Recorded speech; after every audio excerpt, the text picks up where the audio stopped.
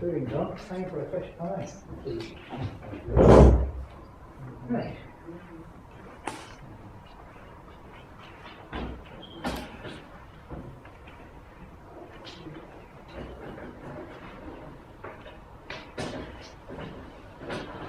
Okay.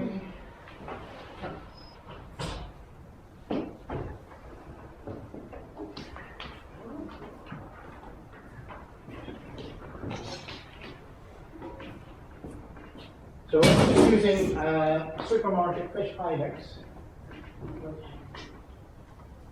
You can get it in any supermarket now, I think. Possibly not Little's. They were on offer. I think it's 2 for £6 or something like that, or £5 or something like that. What is that in Little's? This might be in Tesco's or Asda. No. Asda. Draw that. There you go. Is it 3 for? I think you get 2 for £6, and then it is £3.50 each or something like that. Just using cooking for frozen. I've fished the salmon out of this one to go in the salmon quiche, along with some of the fillets, if you're wondering why it's a big shine on the salmon.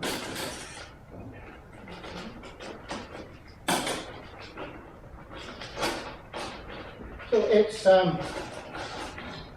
without reading the label, I would say it's salmon, haddock, cod, probably pollock or whiting. And that's fine. That's what you need. And if you want to up it a wee bit, you could stick some prawns in and stuff like that if you wanted. But no, it's not what you need. Okay, so this is 3 times the amount of your recipe. So yeah, I'm just going to poach it in this now. Oh, look at the dye coming out of that. And again, I'm just going to bring it to the boil. When it starts to bubble, I'm going to turn it off. Stick a lid on it and you're away.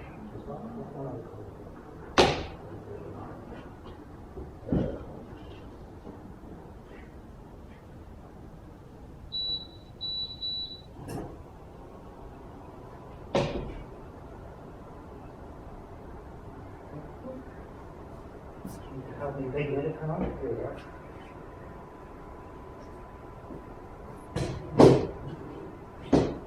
You're on the lookout, John. I'm sorry. It's over. Right, so for the filling, we're using onions and celery. You could use leeks and celery. You could use onions and mushrooms. You could use whatever you want, but you need a bit of onion in there. And,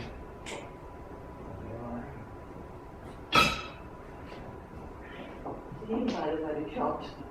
you can buy them any chop. Don't just chop them. I'm just going to chop a couple of bay leaves and a clove in the water with a note as well. Up to you entirely. Just the flavour. I'll fish out the clove and the bay leaves before I make the sauce. But the clove is always good. If you're making a white sauce, you ever do that thing where you get an onion and stick a bay leaf on it and clove.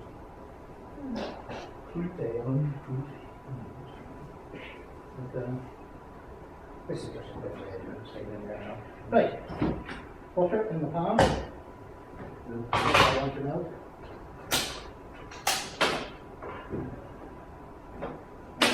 We'll get our eggs in there.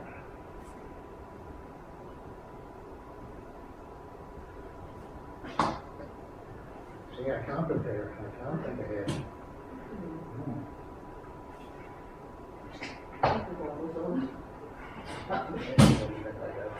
So as big or as small as you like. Again, you chop the onion just up to about there, and it stops the stroke.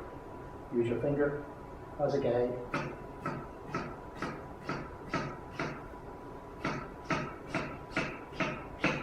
All the way, so it's still held together by here. Turn it around sideways, Angle your knife slightly down to avoid your fingers, and also to go for the root. There's two, that's plenty. So we're going that way, and now we're going across the way. Doesn't have to be too bad, too small. Small or as big as you like it.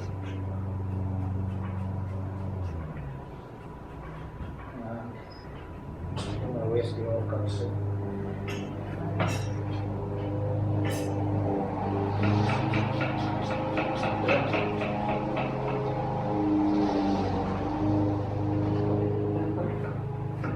Yeah, things not getting cut for the rest of the year, okay?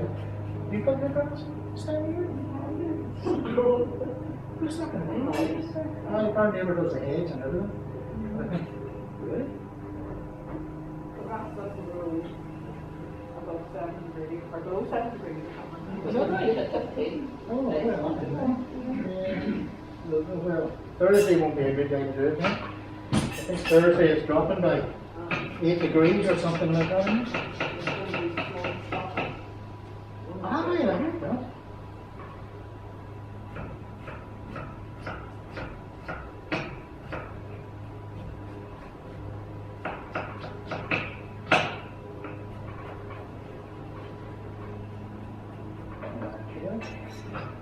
One more.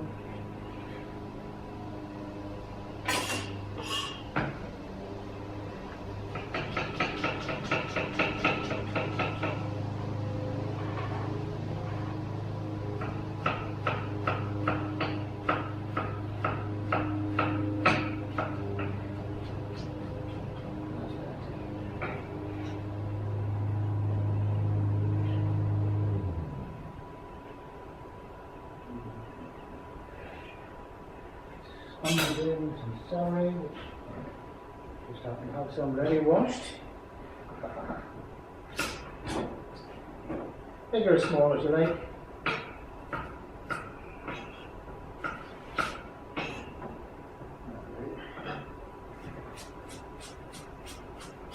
That's a different action, that's the action when you keep the knife tip on the table all the time. And you use the back of your knife. See that again.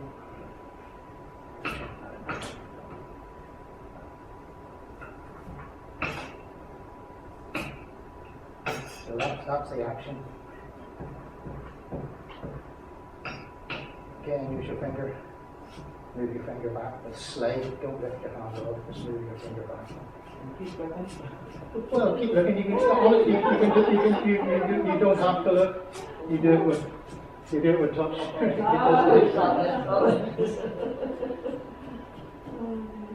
Same touches. Okay. Okay.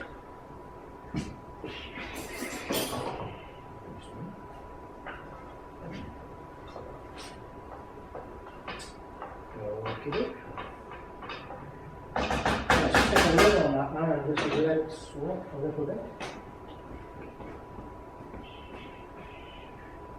See our glass lid in there. I don't have it on this one. Sorry. Right, we'll let that pick away merrily there. A bit of a light. So the fish is on. So now I'm going to get the potatoes ready while we're waiting for the fish to poach.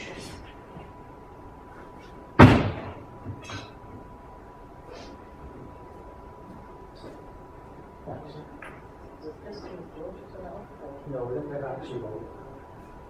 I'm going to use one of these things here, the ricer. They're brilliant. One of those things is the ricer.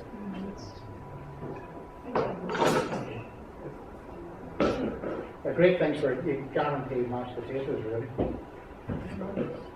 Oh, there's nothing wrong with it. The masher. It's called masher. Depends on how much you're making, really.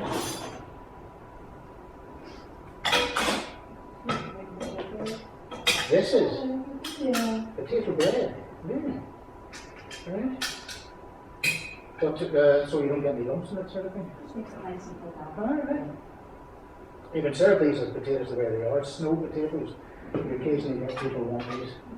Home to terre on the edge. sort of thing. So for people who can't have any fat or anything like that, they want something light. Yes. Looks quite pretty actually. A little bit of gravy around it. You have cheese. Give me the butter and the fat, everything. I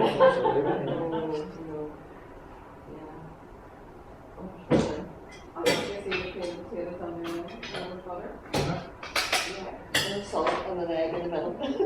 Lovely, yes, indeed.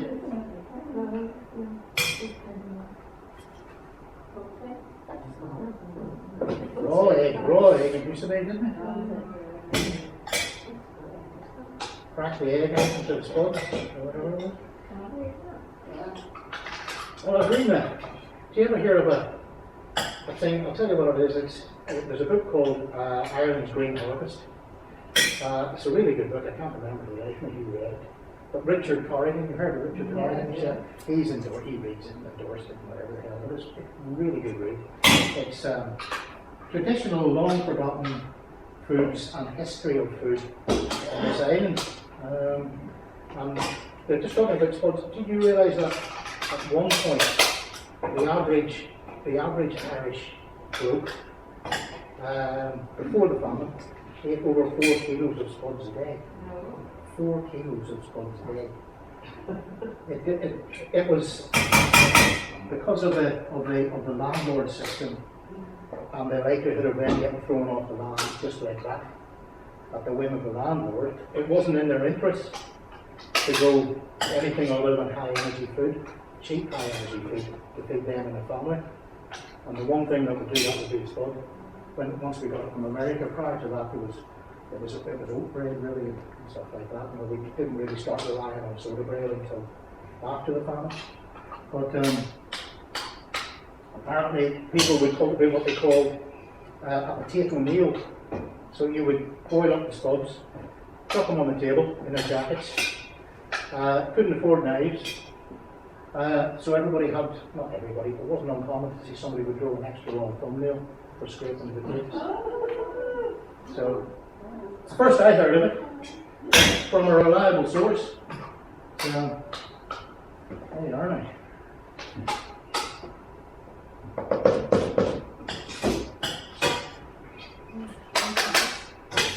Well, yes, I mean, it's fascinating stuff. This is the old bread, you know, you buy in the house, you get your tea, and you pour it into the saucer, and then Oh, absolutely. I know. That's disgusting. When I was small, the lady next door to us, you know those blue and white pudding bowls? What? The blue and white pudding bowls?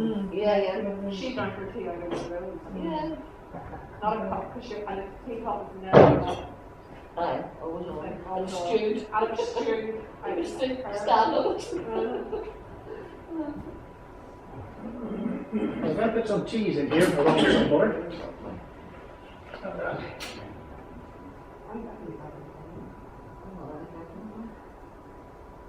And scallion. Yeah, scallions. Spring onion.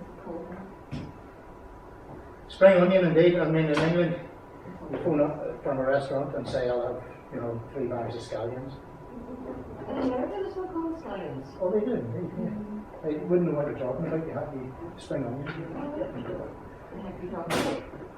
See, I've heard there a couple of weeks ago, old scallion, oh, that's the old-fashioned word for spring onion. Oh. And I thought, I don't think so.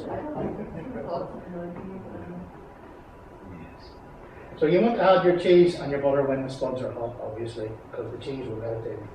The butter will melt in. You can always let it down with a little bit of milk if you want.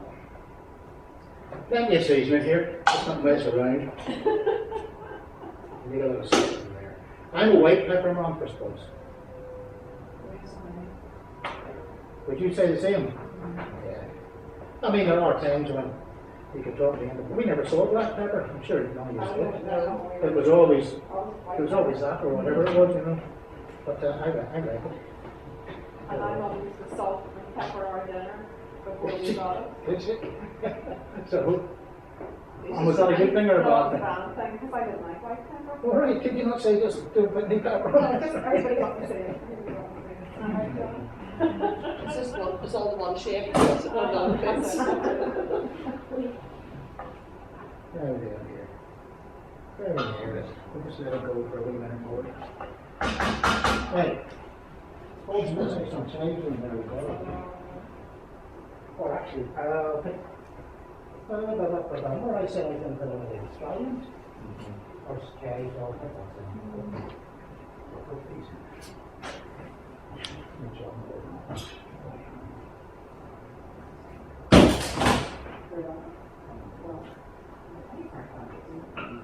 These are cherries from our garden this morning. They're a bit tired, but they were quite prim this morning.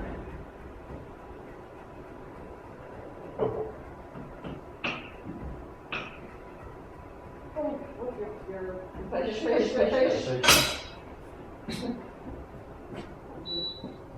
Thank you. Right. Let that sit for a second. No problem. I hope you all like fish.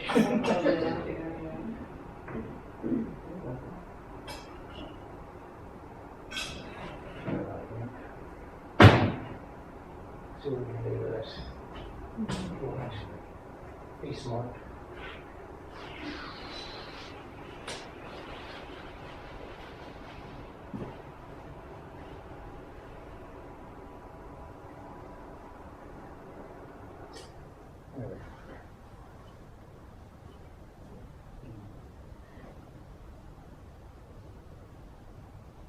We had a bit of an accident.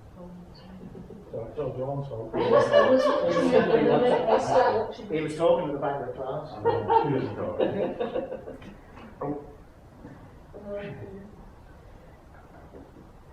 Right.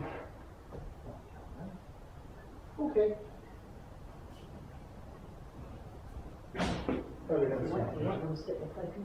Right, okay. We're right there. Okay. We're okay for now, we've got time. Right, sauce, here we are. Onions and celery are soft.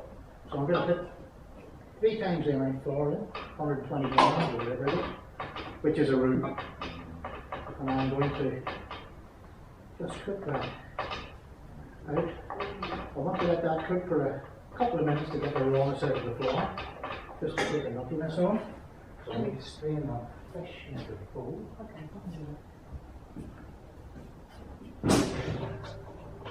don't go to the sink over there, you know. So that's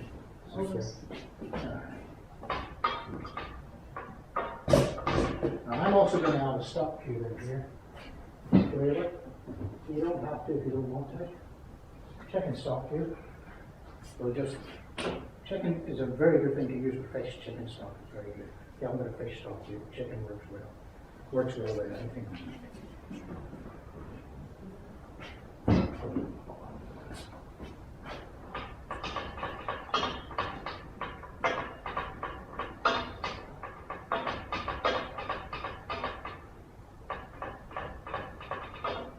Okay.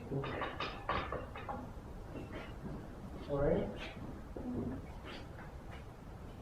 Now I'll get John.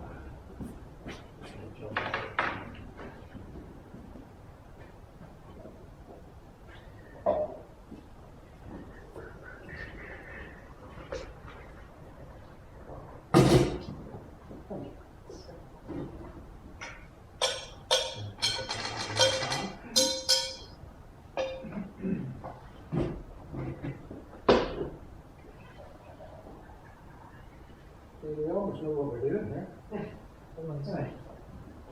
So here's the poaching milk. We've got a roux. Just going to pour this on. Not too much to start with. And what happens is you get a bubbling, lumpy effect like that. Do not worry. Just keep on stirring and it goes smooth. It absorbs all the milk that we put in. Bit more.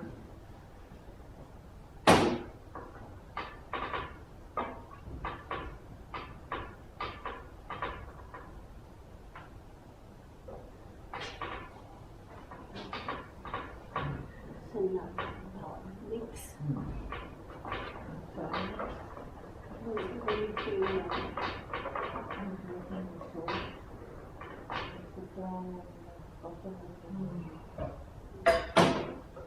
like that smell? It's good, isn't it? It's nice.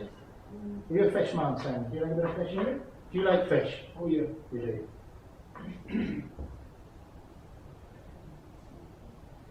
Yes.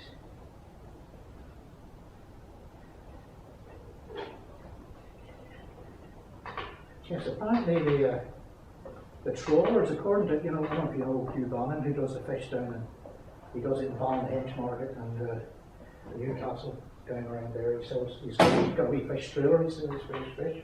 Good, really good quality fish. But he was saying that apparently the trawlers, he gets most of his fish from Kilkeen or Ardgrass. And they're getting paid something like 10 grand a week to stay in harbour because of the lockdown stuff. So he was getting all his fish from Peterhead and Scott, which is bizarre, Here we are.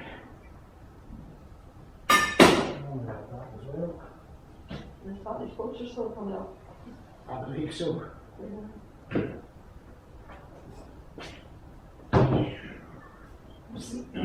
Is the fish in there, so Ben?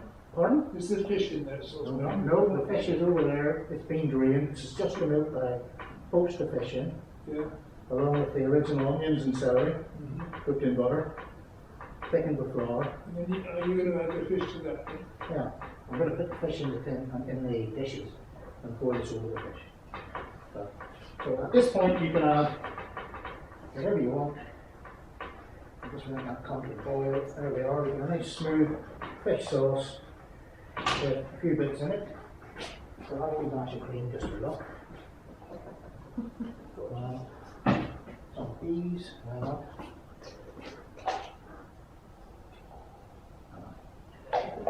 I'm just thinking, good idea. Rather than waste this broccoli, should we slam that in? Why not? Well, it seems a shame to waste it, doesn't it? Right. Okay. A little bit more of that. Bit of salt. Have you tasted that at any stage, Richard? No, I haven't tasted it at any stage. It goes in, I taste all the time, but it's just so hard to do. Actually, I've got new plastic spoons here. There we are.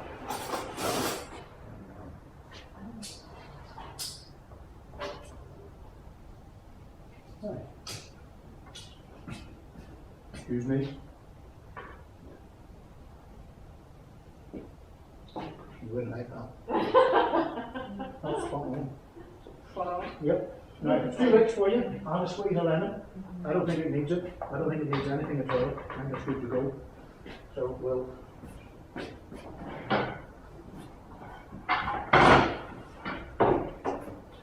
Because everything's hot, this will only take a few minutes to go off.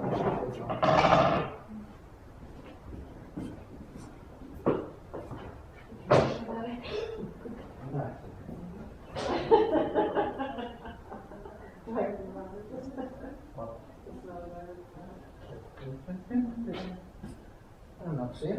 What is it you're saying? I know it's Irish. Maybe. 1, 2. Which two? On Where's it? Oh, hidden. Right, so sorry. Thank you. Lovely. Okay. Hey, what you wouldn't mind for the time to slice the eggs? Just on the top there.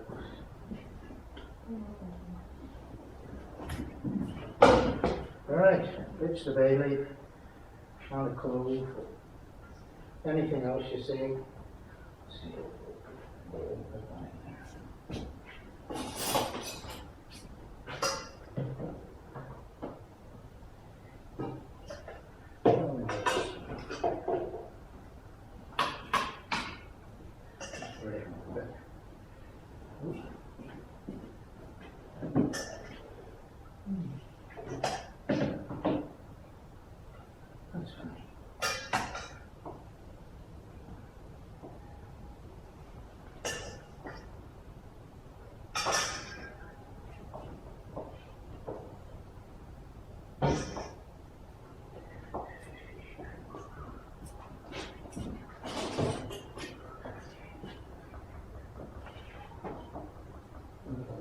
all.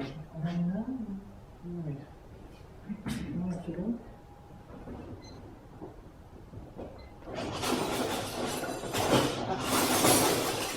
Where was there somewhere?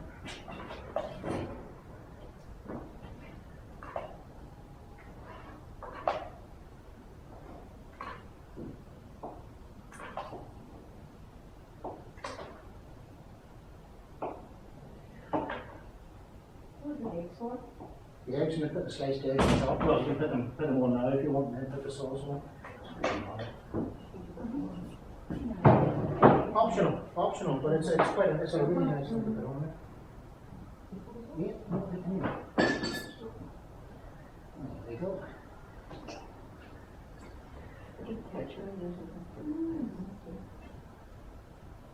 Okay.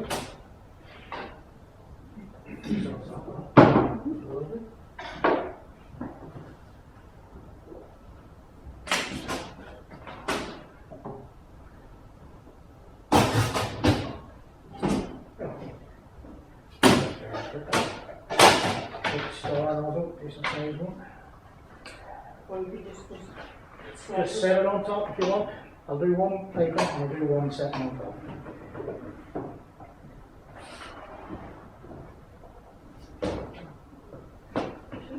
Is it practice for you those things? For these? Yeah, very much so. You see, I tried doing that, I can never get the nozzle on. The nozzle's in the bottom of the nozzle in. Sorry, I'm sorry. Put the nozzle in first. Why is it? Put the nozzle in first. It's no good.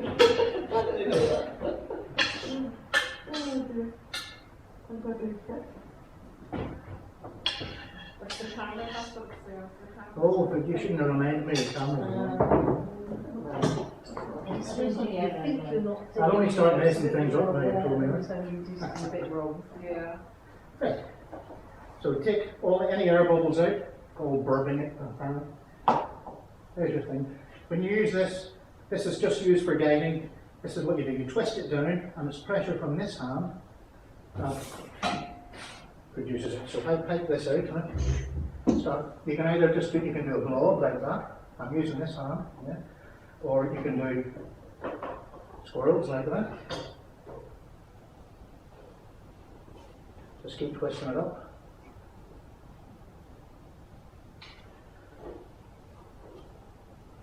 And obviously keep an eye on your spuds to make sure you've got enough. It's a good idea to start at the other end as well.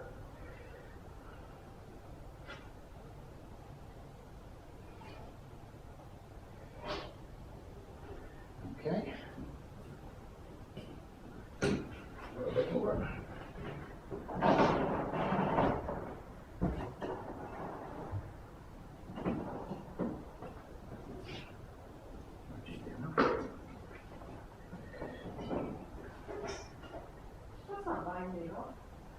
No, I think it's a taller one. I think it is. I've had this for 20, 30 years, something like that. Easy clean. Yeah, just run them under a tap, turn them inside out. And they've got a wee hook on them, you just hang them up to dry. Or...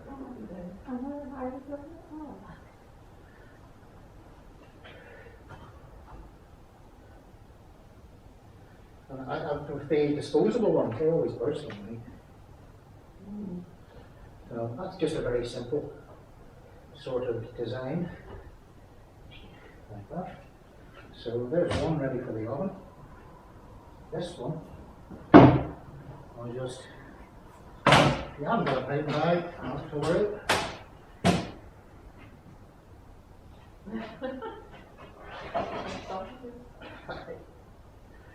I'll do for time here. You can really do that for sausage. Very good. That's good. You did. Set it on. We call it an ice cream scoop. Ice cream scoop might do it, yes indeed. That's fine. Now there's probably a wee bit too much sauce and filling in here. It'll take a little drip, so you might want to put this on a baking tray. And then what we'll do, that's probably enough. Get a palette knife and just wet it slightly.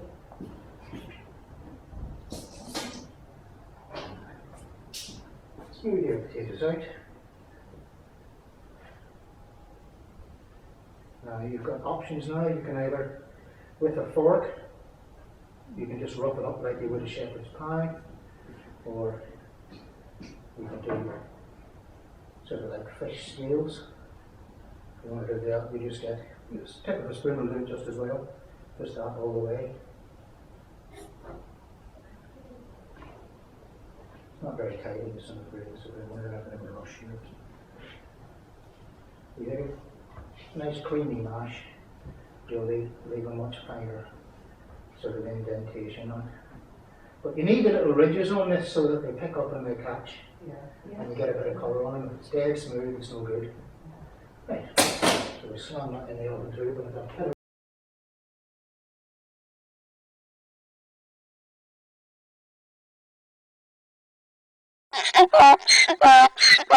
got